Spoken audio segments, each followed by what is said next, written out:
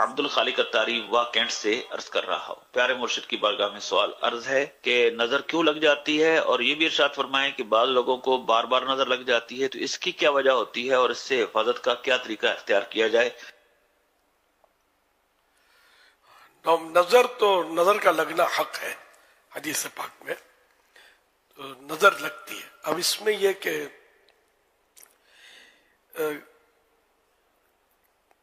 کل ذی نعمت محسود، ایک تو حدیث پاک ہے کہ جس کو کوئی نعمت حاصل ہوتی ہے، صاحب نعمت وہ حسد کیا جاتا ہے، یہ تو حدیث پاک ہے۔ اچھا، اب نظر لگنے میں اگر کسی کو حاسد کی نظر لگ جائے تو یہ نظر بڑی خطرناک ہوتی ہے۔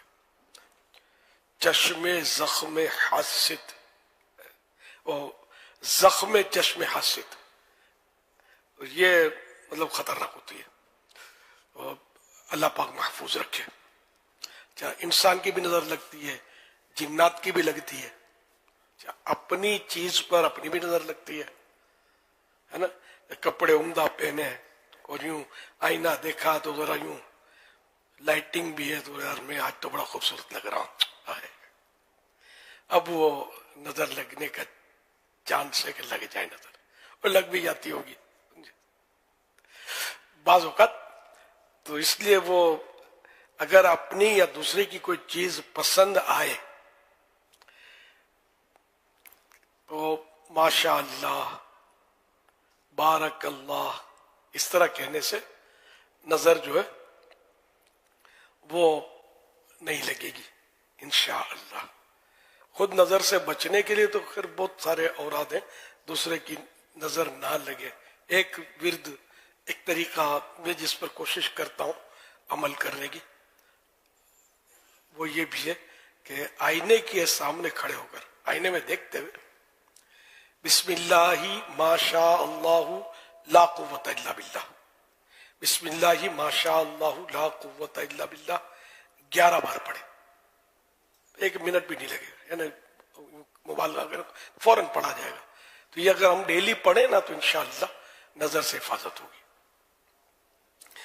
کسی کی چیز پسند آئے تو اس کو ماشاء اللہ کہیں، بارک اللہ کہیں، اپنی چیز پسند آئے تو بھی یہ کہیں، تب بھی۔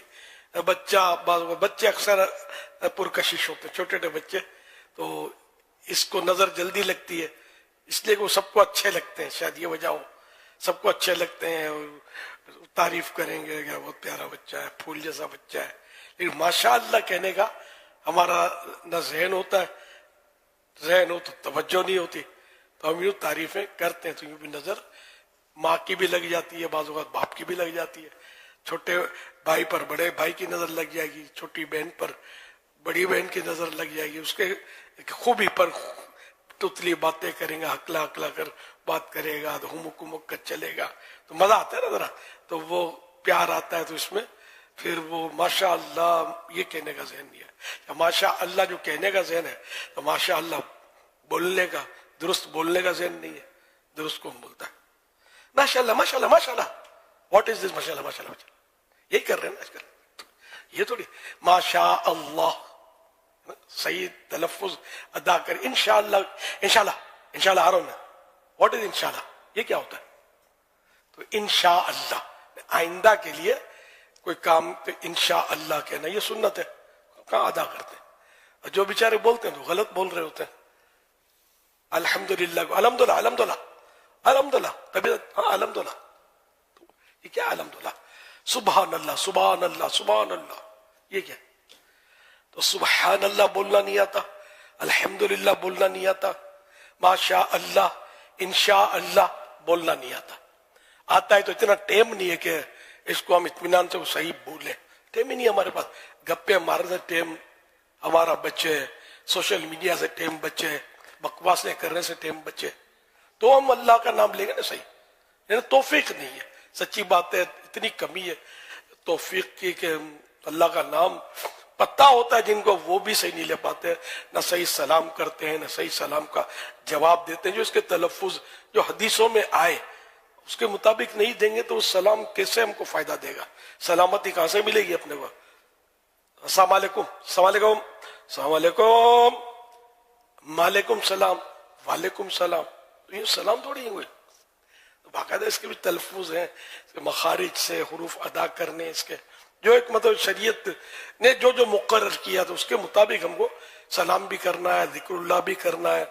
वही तिलावत का हाल है, सूरतुल फातिहा पढ़ेंगे तो अगर 4 आदमी के सामने पढ़ेंगे ना तो कुछ संभल के बंदा पढ़ेगा, यानी उसमें कम गलतियां करेगा।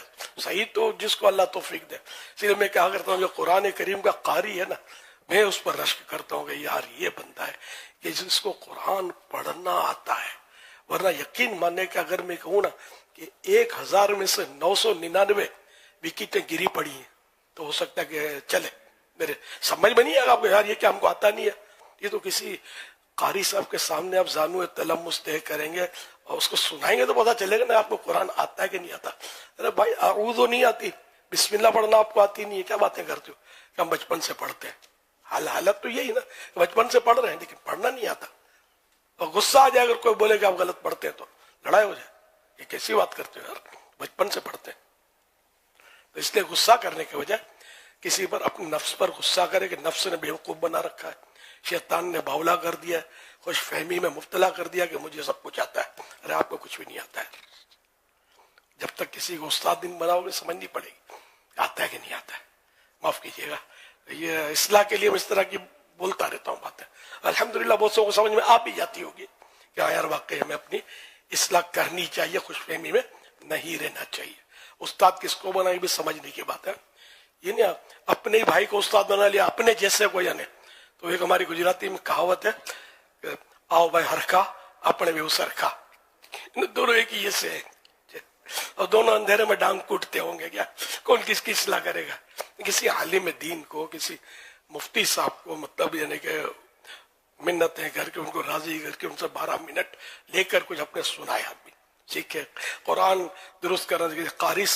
कारी साहब हो, खाली डंडी वाले काफ का कारी साहब नहीं हो, कारी साहिब को कारी हो, कुरान का कारी, तो वो दुरुस्त करेगा, आपकी गलतियां बताएंगे। खैर अपने यहाँ तो माशाल्लाह निजाम बना हुआ है और इमामत कोर्स भी करवाए जाते हैं और टेस्ट भी लिए जाते हैं।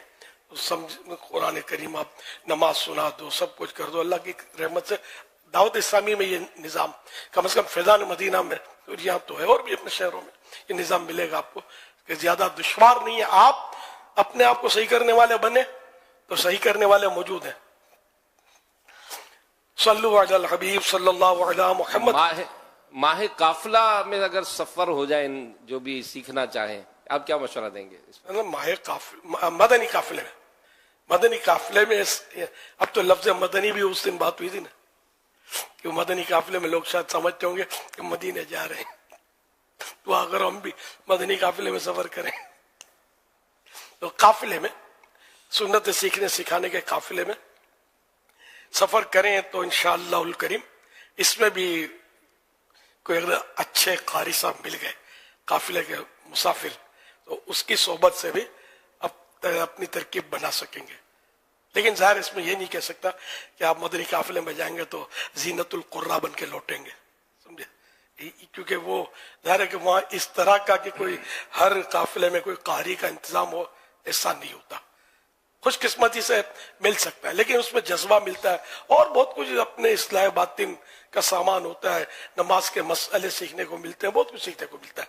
तो मदनी काफिले में सफर करें और मदरसतुल मदीना बालिगान जो रात को आमतौर पे होते हैं इशा के बाद, कोई पाई पैसा तो लिया नहीं जाता, उसमें भी अपना कुरान आप दुरुस्त कर सकते हैं, उसमें दाखिल हो जाए, कोई फीस नहीं ली जाएगी आपसे और कोई 40 मिनट का गालिबन वो मदरसा होता है, ज्यादा टाइम भी उसमें नहीं लगता। दिन के काम धंधे से फारिग होकर ये रात को इशा के बाद ज्यादातर ये टाइम होता है।